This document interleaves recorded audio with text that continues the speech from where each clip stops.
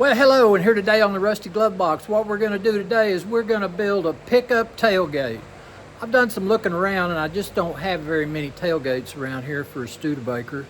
And I've looked at pictures, and I think I can make something that's just about as good. And the person that doesn't know what a Studebaker is, they're not going to know if that's right or wrong. So anyway, I'm going to show you some of the stuff that I did to fabricate this tailgate. All right, well, this is what I've got so far. Built a frame, and it's from there to the top of that top is 20 inches. Goes over, and it's a little bit over 54 inches. This bottom rail, my pivot tube, that's a piece of top rail chain link fence tubing. And the brackets, these are original brackets. Now this one I had to fabricate, but the other side is original. It's just a flat piece of steel with a stub that sticks out, and I used a 7/8 socket, an old 7/8 socket. It slid right inside that tube, and I welded the socket on the bracket, and so it's good to go on that. This top is a piece of 1x2 steel tubing, and the sides, this is a 2x2, but I'm going to trim this back.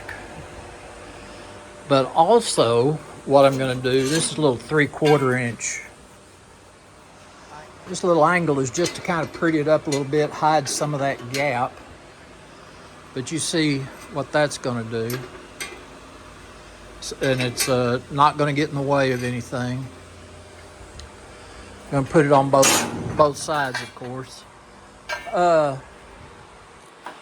going to work just like a regular tailgate. Lower it. Get your chain.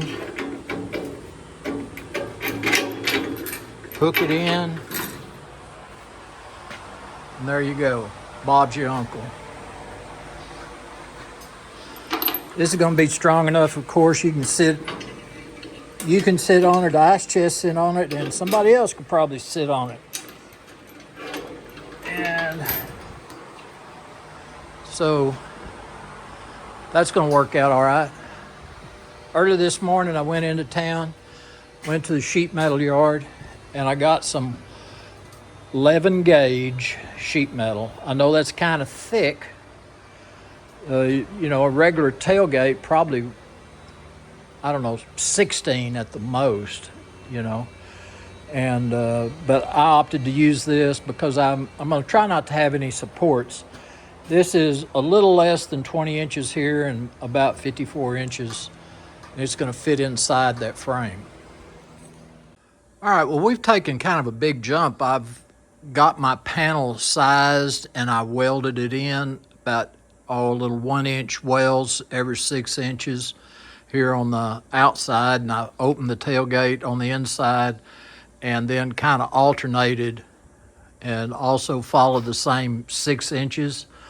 To get that scale off of that sheet metal, I use this kind of disc. It's a paint removing disc, and this thing is better than anything I have found to getting that scale off that sheet metal. It takes a little elbow grease, but you can see it gets it pretty clean and looks good. Okay, so I got it sanded down on front and back, or inside and out, however you want to look at it. And I've got a fully operational tailgate. And I just sprayed some of this rattle can primer on there just to protect that metal. And that way it'll give me a little time to get my seam sealer in. I don't have it yet. And I can kind of seal these seams and then sand it down good and put some good primer on there and get it ready for paint. But anyway, that tailgate come out pretty good and I'm pretty happy with it. So here we are, it's finished as far as getting it primed, sanded, all that. And so everything's looking real good. I'm real happy with it. Glad went to the time and trouble to make my own tailgate. It's a pretty simple process. just takes a few steps, a little time to get it done. So anyway, y'all might want to give it a try. So anyway, guys, I tell you, I've really enjoyed doing it, saved myself some money, and I think I got a pretty decent looking little tailgate out of it. So anyway, I appreciate y'all coming by the shop today. This is Rusty Glove Box, and I'm out of here.